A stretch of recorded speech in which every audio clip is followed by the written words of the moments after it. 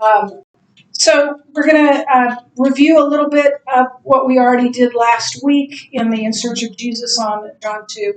And John is broken up into by scholars into two parts, the book of signs and the book of glory. And the book of signs is chapters 1 through 12, and that is the story of what Christ does. And they're the public signs that convey Jesus' identity, that he is the Messiah. Who is this guy? Is the question being asked. And those miracles are answering that question.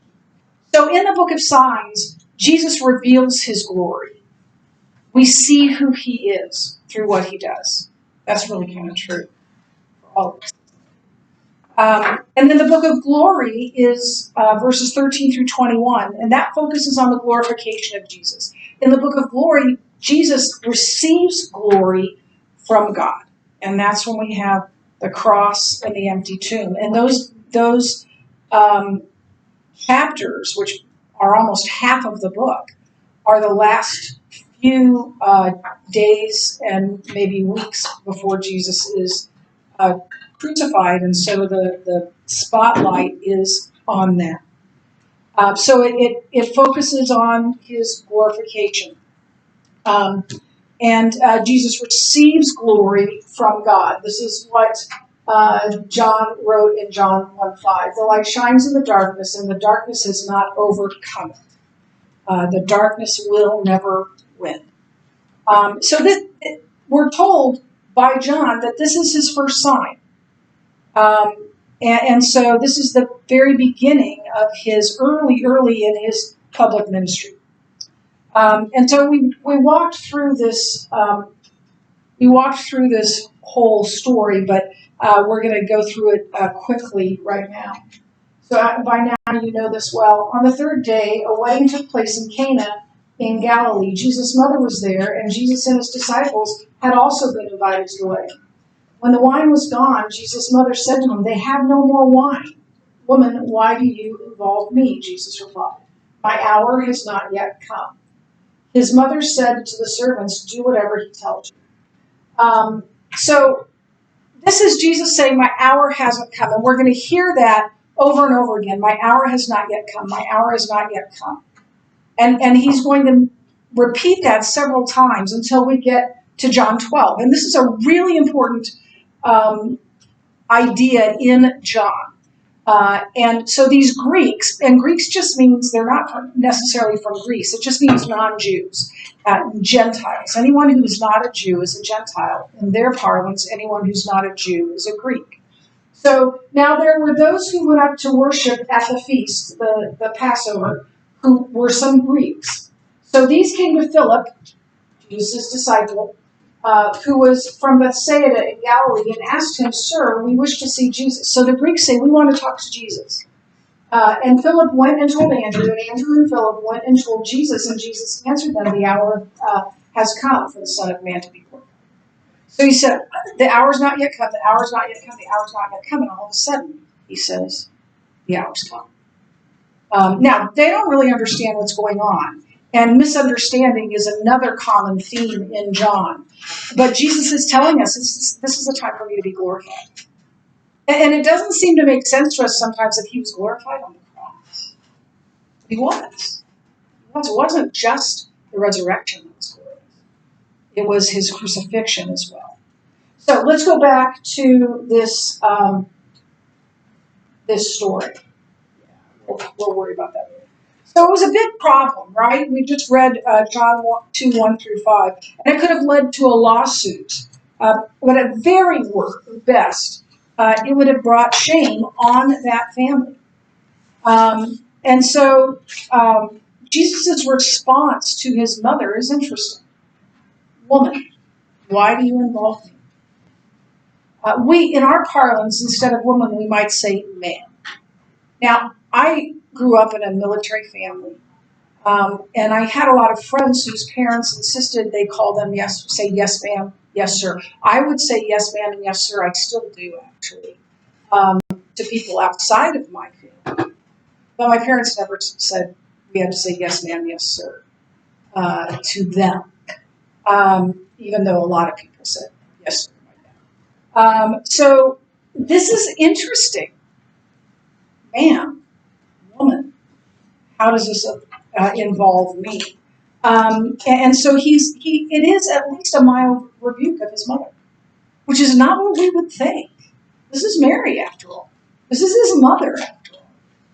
And he's rebuking her, even mildly. It's weird. Now, the book said that, I told you the book says that she was probably expecting a miracle. I'm not so sure about that. It's possible.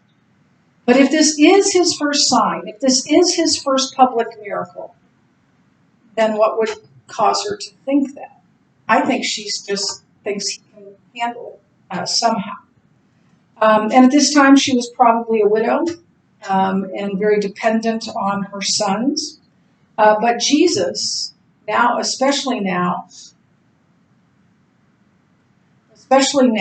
that he is starting his public ministry, he's redefining his relationship with his mother. She can no longer view him as her little baby boy, just like everybody else. She needs to see him as her Savior. So he's no longer under her authority. So at this point, his only will is to do, or excuse me, his only desire is to do the will of the Father, of his Father, of God. And so Mary, just like every other person on earth, had to come to Jesus as her Savior, and that was probably hard to figure out. Now, what he says in the ESV is, "Why do you," or maybe NIV, "Why do you involve me?" Now, the idiom in the language originally is "what to you or me and me," or "what do we have in common here?" would be another way of saying it. So Jesus is declaring here at the very beginning of his ministry that he is completely free of any kind of human advice, agenda, or manipulation. And he says, "My hour has not yet come." And I told you that word is hora, H-O-R-A. And it's important in German. And it refers to the hour of Jesus' glorification on the death and his death on the cross, as well as his resurrection. So this is what's called a prolepsis. It's a theme that's thrown in before it happens, so that you can look back and go, "Oh, that's what it was." And it's a literary device. So I think Jesus, and I think this is what the real meaning is of this story. And if Jesus is picking up on the symbolism of wine and is saying that the time for him to provide abundant wine, that's the picture of, in the Old Testament, of Messiah. He will provide a banquet, a wedding banquet. And in the New Testament, it's called the wedding banquet of the Lamb, of Jesus. There'll be this big party, this big wedding reception. We're going to have one with about 200 people. It's going to be a whole lot more people in heaven. And so he's saying that time has not arrived. But he's not refusing to act, because he does act. And obviously Mary didn't take it that way, because she says, "Do whatever he says." So he will act, even though the time of abundant wine in heaven hasn't yet come. Yes, Lily? You said a wedding in heaven. Mary. Yeah, we're marrying him. Oh. Yeah. Yeah, it's like a wedding, right? We're not literally marrying Jesus, but it's like a wedding banquet. You can read about it in Revelation. So he will act even though that time has not yet come. But the time that has come is for him to begin his ministry. And that's what the rest of the gospel is going to talk about. But Mary, quite likely, didn't really understand what he was saying. So, I'm not going to read this whole thing, but this is Jesus telling his disciples about that banquet in heaven. And he calls himself the groom. And he calls the church his bride. And Paul writes this way as well, that Jesus is the groom, and we are the bride. And he talks about the bridegroom, which is the groom, the bride's groom, right? And he's saying that there will be a feast as well in heaven. So the story of Cana, therefore, is far more than a story about a wedding and some wine. It's a story that carries remarkable symbolism for Jews and their Messiah. Moreover, it is a story that makes sweeping commentary on the world into which Jesus is coming. They have no wine is not simply a comment by Mary about the panic of the wedding's host. It's a theological statement about the Judaism that is now meeting its Messiah in his very first year. Jesus is going to change the way we interact with God. And it is far more personal than just do's and don'ts. So the solution is that Jesus makes wine, right? And we've gone over that quite a bit, so we won't continue to go over that. But it says that this is the sign. This is his first sign. And John uses that word intentionally. He could have used the word meaning miracle or mighty work, but instead he chose this word, semeion, sign. He chose sign because a sign is more than just a display of raw power. It is a new revelation of God. It's pointing us to someone. That's what signs do, right? If you don't, there are going to be signs all over that reception. There's signs where people are going to sit. There's signs where they can get their picture taken. There's signs where they can dance. There's signs everywhere. And they're pointing people to where they need to go. And this was a sign telling us who Jesus is. And that we can trust him and know him. So it's more than just a miracle. It's a new revelation of God. God is revealing something new. So like a sign, it is pointing to something. Pointing to Jesus' identity. Who is this guy? And this is an answer. This guy is Messiah. He's Jesus. In the Old Testament, the picture of Messiah is Messiah will provide a banquet with abundant provision, especially wine. That time, that hora has not yet come. But this miracle is a sign that it will come someday. Jesus referred to himself as the bridegroom and the church as his bride, as did Paul. So what better place, what a perfect place to announce, to reveal the arrival of the Messiah than a wedding banquet. Something new is being revealed here. The purification rituals are being replaced. No longer will purification with water be needed.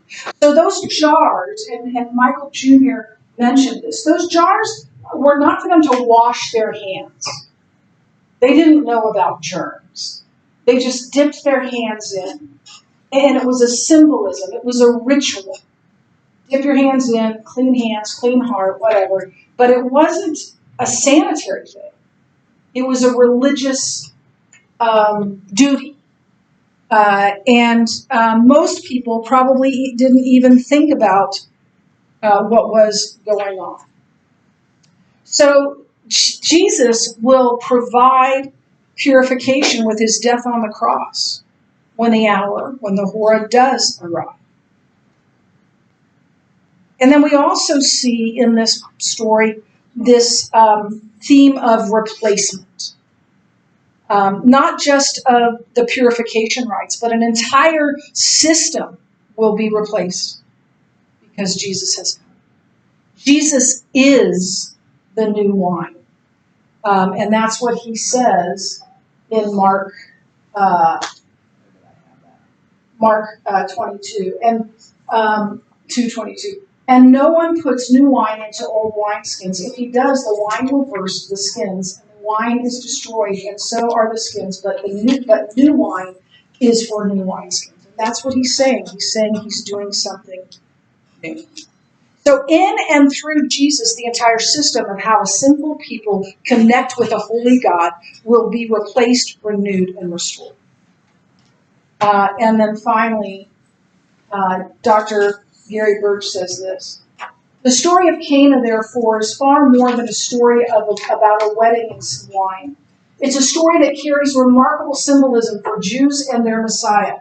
Moreover, it is a story that makes sweeping commentary on the world into which Jesus is coming. They have no more wine is not simply a comment by Mary about the panic of the wedding host. It's a theological statement about the Judaism that is now meeting its Messiah in his very first miracle. So in this miracle, the glory of Jesus meets the purpose of John. This is the first of his signs Jesus did in Cana in Galilee and manifested his glory, and his disciples believed in him. These were written so that you may believe that Jesus is the Christ, the Son of God, that by believing you have life in his name. The connection is this. At this wedding, the disciples were saying, whoa, who is this? He's wonderful. And John wrote that so that we would say, whoa, who is this guy? And figure out that he is the Messiah. So that's the end of the lecture. If you would please take out your Chapter 8 quizzes. And I'm going to actually start a new video for this.